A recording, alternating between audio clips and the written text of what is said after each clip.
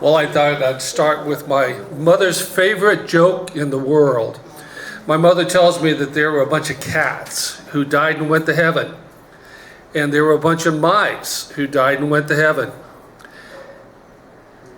The mice came to St. Peter and said, "You know, this is a beautiful place. We love it, but it's so big we're having trouble getting around." So we got them all roller skates, little tiny pairs of roller skates, 2 pair for each mice. A little while later, he saw the cats, and he says, "Well, what do you think of this place?" They said, "Oh, this is heaven, especially those Meals on Wheels." My name is Pastor Jim Hoggett, Coeur d'Alene Open Bible. We're sitting in Coeur d'Alene Homes, one of my favorite places on earth, where the women are all good looking, the men are intelligent, and the staff is far above average, and the singers are great. Today I want to tell you a story. This is a story that the rabbis used to tell for centuries. They would tell this story. Now, the Hebrews in the old days would actually send out missionaries to convert people to Judaism. And one of them went to Spain and he met a family. Now, the boy's name was Giuseppe and the girl was Espinosa. He was converted to Judaism and he just fell in love with the Jewish faith.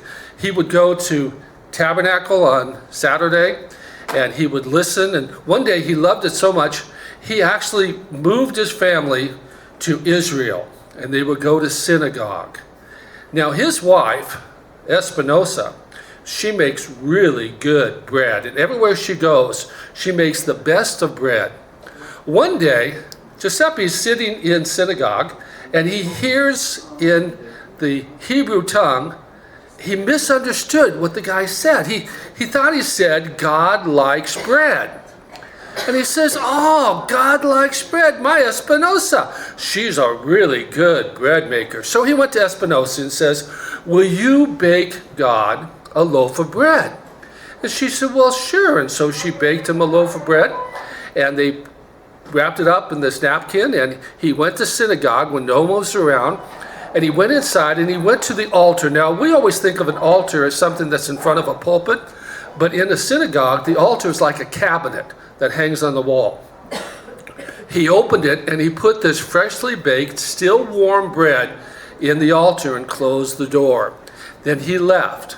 A few minutes later, the janitor is saying, "Oh, God, thank you so much for my job, and I thank you so much for all your provision, but is it possible you could provide us a little more food? My family is getting hungry." And so he opens the door of the cabinet and he finds a freshly baked bread, still warm, and he says, "Oh, a miracle, this is a gift from God." So he took it home to his family and they had bread to eat. Now the next week, Giuseppe goes to Espinosa and says, "Will you do this again?" And so she did. She baked nice bread and they wrapped it up and they put it in the altar. And after they left, the janitor found it and he took it home, and this went on for 20 years. There was a wise man who was watching from the sidelines.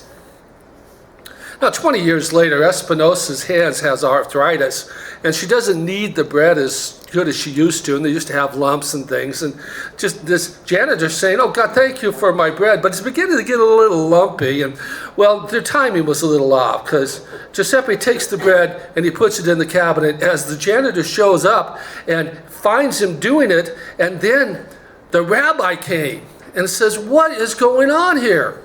He said, "Well, I remember 20 years ago you told me that God likes bread. So I've been having my wife Espinosa bake God bread." And the janitor said, "But I've been finding it in the altar week after week." And the rabbi got angry. He said, "What do you mean? God doesn't eat bread. How could you be so sacrilegious as to say that God eats bread?" Just then, the village wise man stepped up and says, "I've been watching this unfold for the last 20 years. Don't be angry with him. He really thought that's what you meant, and he was just trying to be kind to God." Here's my suggestion.